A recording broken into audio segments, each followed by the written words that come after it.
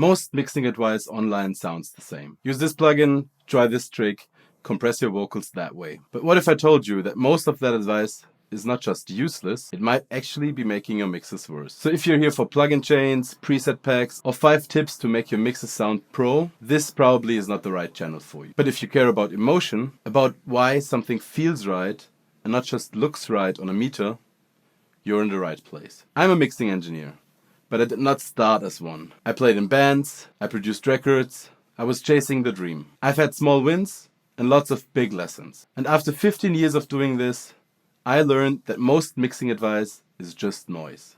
Most mixing engineers, even experienced ones, only do things because we are supposed to, not because they're actually hearing something that needs to happen. Mixing turns into a checklist, much like assembling IKEA furniture instead of making something emotional or creative. It's gear obsession, compression for the sake of compression, EQ moves without actually listening. Everything I wish somebody would have told me not to focus on. Then I started noticing a pattern. The best sounding records didn't follow the rule. They didn't even sound clean. They sounded intentional, emotional. Like someone meant every move. Mixes like John Castelli, Jeff Ellis, Tom Amherst. The more I listened, the more I saw it. They weren't fixing with tools, they were shaping stories. They don't ask, can I hear the snare? They ask, is this moment making me feel something? Is the vocal carrying the emotion or getting in the way? They mute things.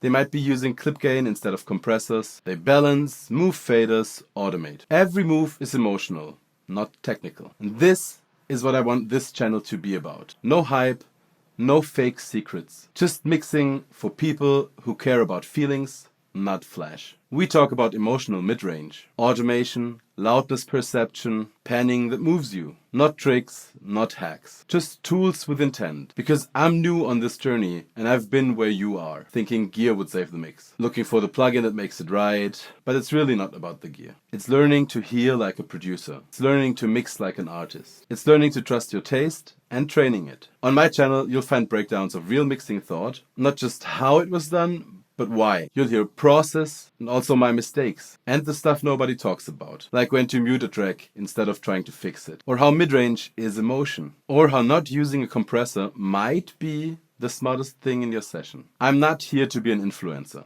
I'm here to be clear. If you've ever felt like mixing is harder than it should be, maybe the problem is not you. Maybe it's the noise. You're not crazy.